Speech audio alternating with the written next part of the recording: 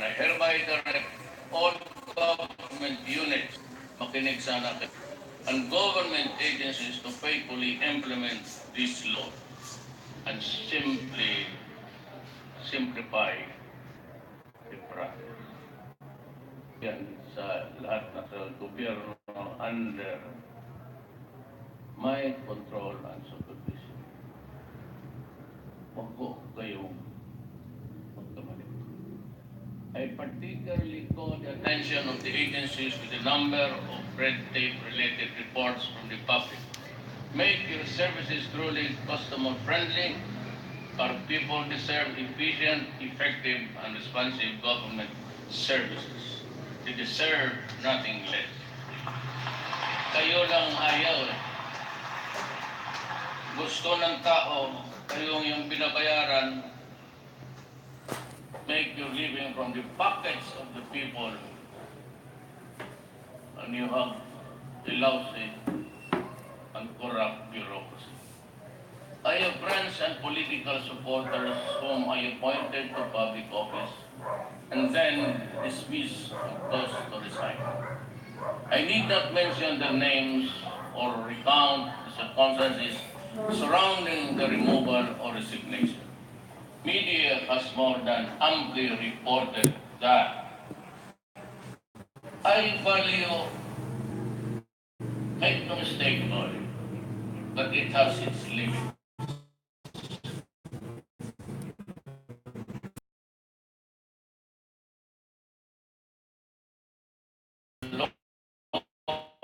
Lonely place I am empty in. Make it lonelier to end our friendship because the reason it will end. And that is in my so that our friendship will endure. For as long as I can remember, the bulk of the income generated in Mindanao used to be remitted to what we in Mindanao refer as the Manila, to fund national projects primarily in the Metro Manila area, leaving pittance to Mindanao as its share thereof. Mindanao was dubbed as the land of promise, and Mindanaoans say in derision that is so because what it got from government through the years were promises, promises, and more promises. We aim to rectify that the recent situation, and as a matter of fact, we are now in the process of fulfilling that promise to significant increases in the budget for Mindanao. At the end of my term, I hope to see the promise of Mindanao fulfilled, or at least at the very least, approaching fulfillment.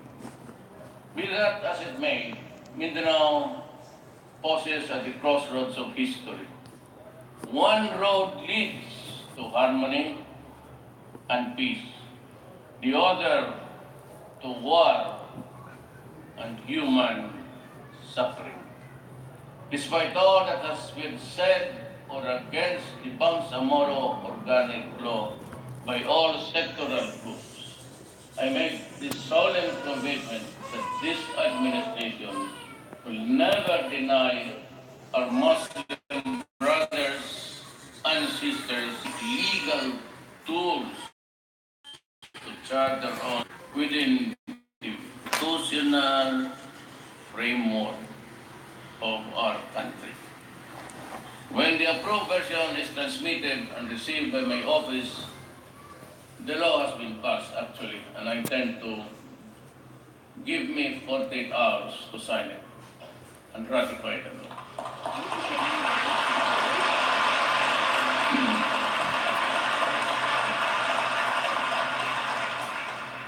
Babasahin ko pa bago ako Victor Man, baka may siningit kayo dyan na hindi maganda para sa ibang tao. We will need loads of understanding and patience to endure and overcome the birth, pain,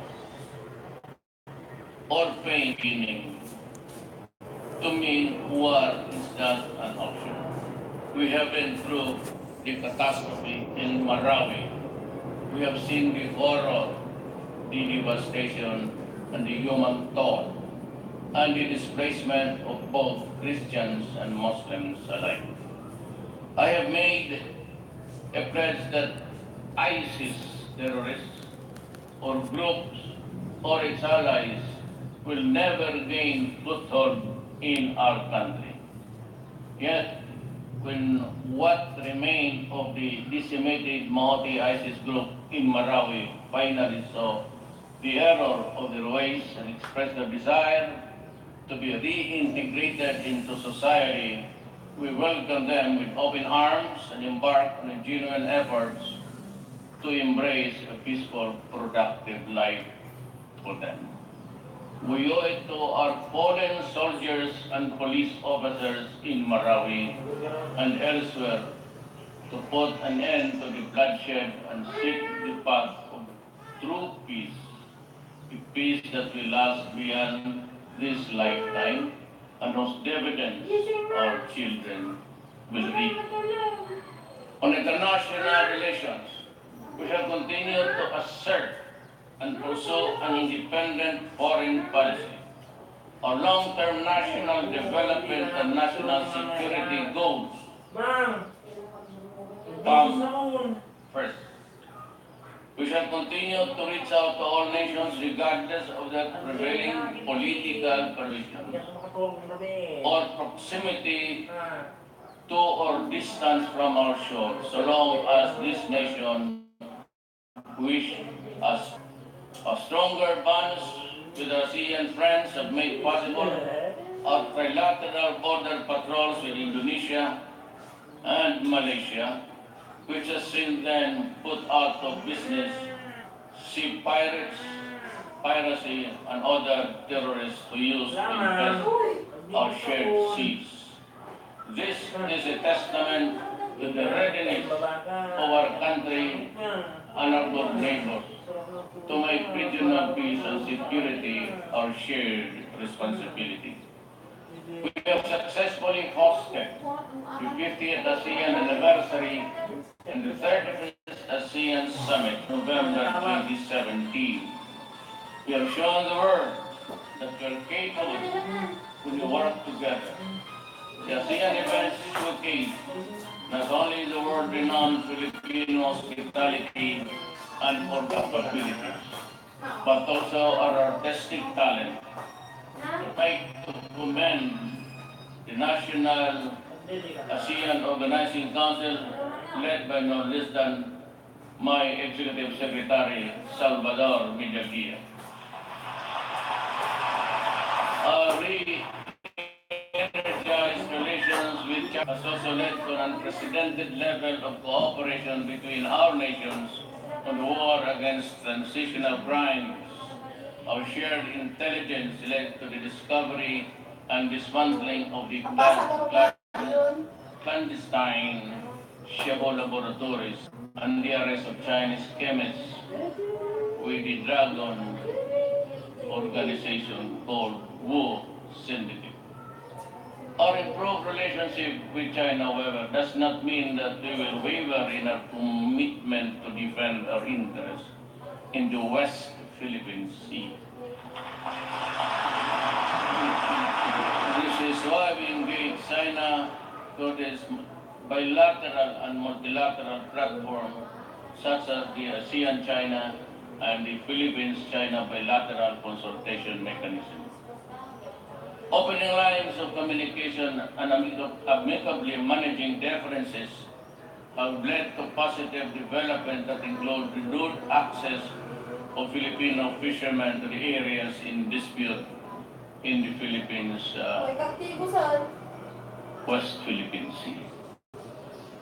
Participation in the ASEAN-China dialogue to the for the Code of Conduct in the South China Sea, which intends to resolve peaceful disputes by peaceful means.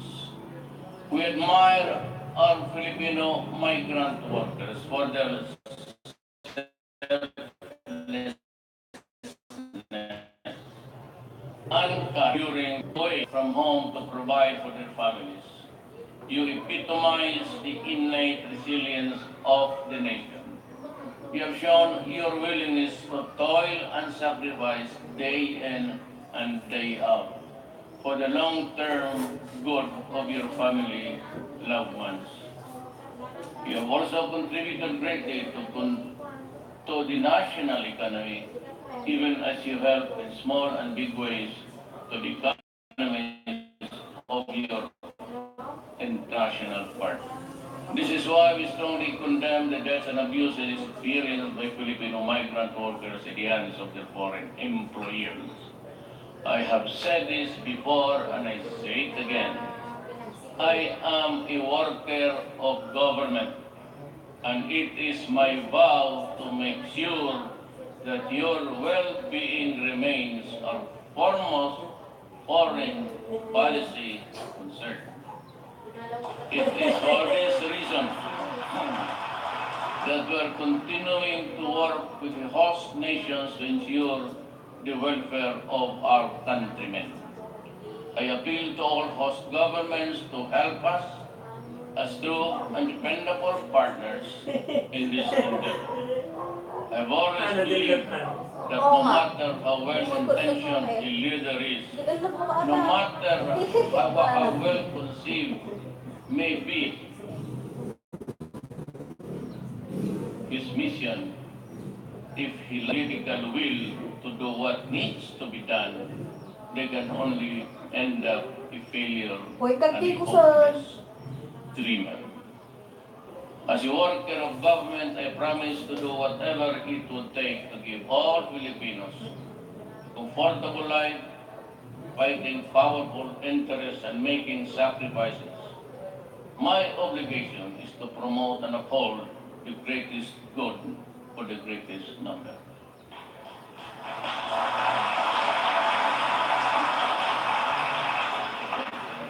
Our campaign against resulted in the regularization of the more than 300,000 workers as of early this month.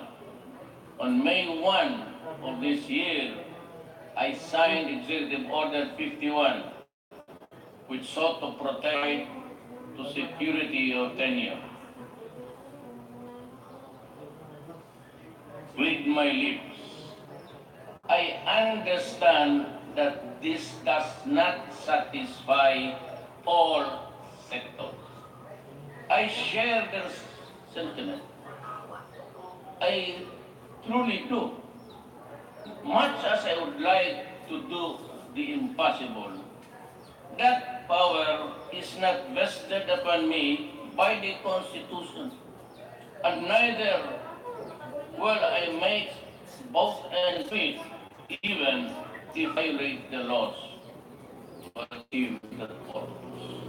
Simply, it is not part of my territory. That is why I add mine to their voices in asking Congress to pass legislation ending the practice of contractualization once and for all.